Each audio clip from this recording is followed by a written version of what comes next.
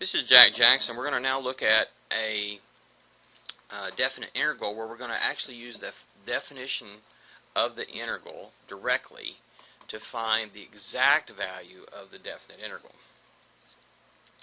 Okay, so we've got an integral from a to b of f of x dx, that should say, not delta x, and we want to calculate that. Well, remember the definition of the definite integral that we're using is delta x is b minus a over n, x sub k is a plus k times delta x. So with those formulas for delta x and x sub k, we do f of x sub k times delta x, that'll be the area of a rectangle, add those up, that'll be a right Riemann sum, and then take the limit as n goes to infinity. So that's going to be our definition that we've been using. So to do this, what you want to do is, of course, first you have to be given a formula for f of x, and we have to be given the values of a and b.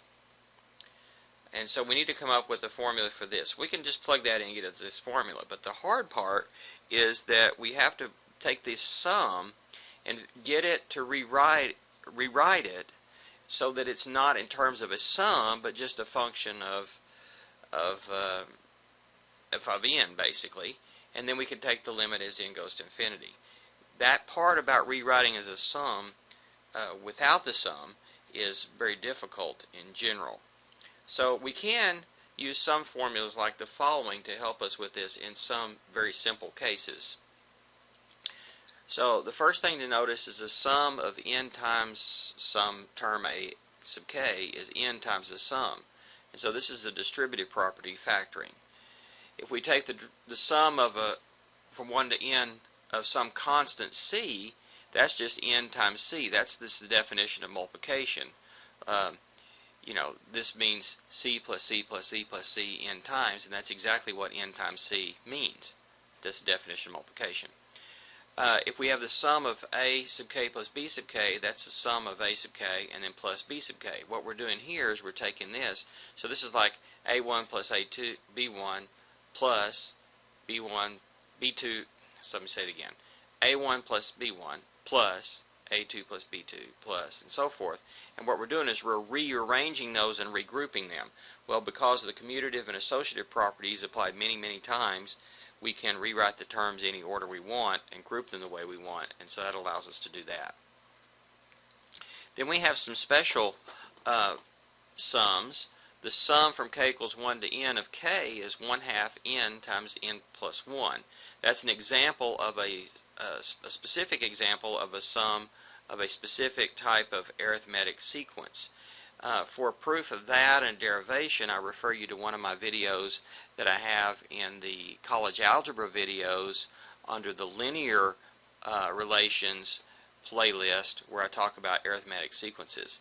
And I have two more formulas here that I'm not going to prove for you at this point, but the sum of k equals 1 to n of k squared is 1/6 times n plus 1 times 2n plus 1. And the sum from k equals 1 to n of k cubed is 1/2 n times n plus 1, same as the sum of k, but then square it. And so these last couple of formulas you can prove using the principle of mathematical induction, but I'm not going to prove those here. We're just going to take those as known. So even if you know these formulas, it's still going to be a little bit of work to even do a fairly simple integral, and we're going to look at one here. So we're going to integrate from 0 to 1, x cubed plus 3x squared plus 2x plus 4 dx. Now, to do this, we're going to first notice that a is 0 and b is 1, so delta x is b minus a over n, which is 1 minus 0 over n, which is 1 over n. So delta x is 1 over n. X sub k is a plus k delta x. A is 0. Delta x is 1 over n, so this is k over n. So the idea is to get delta x as a function of n, and to get x sub k as a function of k and n. So if this is the function f of x, then we want to do the integral from 0 to 1 of x cubed plus 3x squared plus 2x plus 4. That's the integral of f of x from 0 to 1. So by definition, that's the limit as n goes to infinity of the sum from k equals 1 to n of f of x sub k delta x. And so, of course, f of x sub k is x sub k cubed plus 3 times x sub k squared plus 2 times x sub k plus 4, and we got our delta x out here. Now the delta x is 1 over n, and the x sub k is k over n, so I can substitute those in. So far so good. The 1 over n is on each term, so I can factor it out front of the sum using that's the distributive property, or property number 1 that I had listed up above. Now I can do some work on this a little bit and rewrite this slightly differently. First of all, I can write it as a sum. This has 4 terms, so I can sort of regroup it using the commutative and associative properties and to make it into 4 different sums. And oops, there's an extra symbol there that shouldn't be there.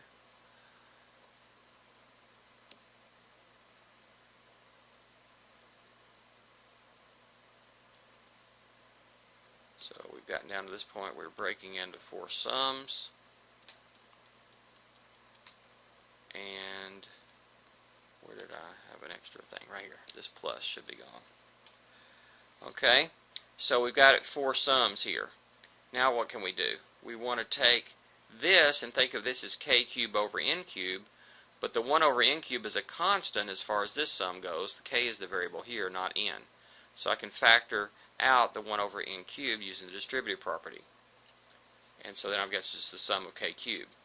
This I can think of as k squared over n squared, and I can factor out the 1 over n squared and also the 3. So I've got a 3 over n squared times this.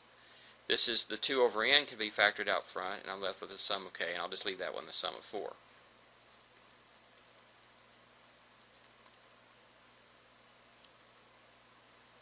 Alright, now what can we do with this? Well, I can use those formulas up above. The last one up above said the sum of k cubed was 1/2 n times n plus 1 squared.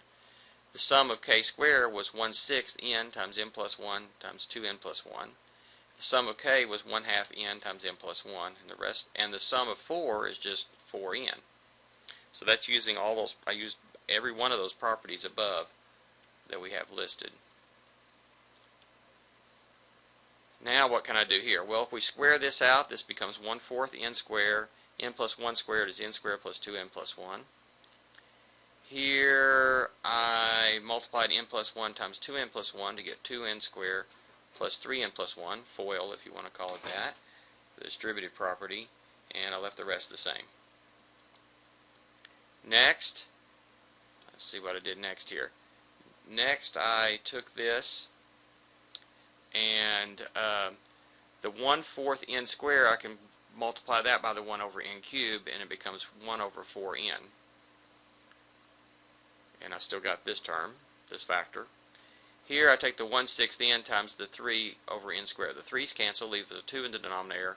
The n's cancel, leave an n in the denominator. So it's 1 over 2n, and I still got this quadratic factor. Here the 2's and the n's cancel, so I just get n plus 1 for that. Now I can drop some parentheses here on the n plus 1. Here I distribute the 1 over 2n. 1 over 2n times 2n squared. The 2's cancel and the n's cancel, just leave me an n. This leaves me 3/2 with an just 3/2, and then 1 over 2n. When I distribute the 1 over 4n here, I get 1/4 n, and I get 1/2, and then 1 over 4n. Now distribute the 1 over n. Actually, before I did that, I combined some like terms.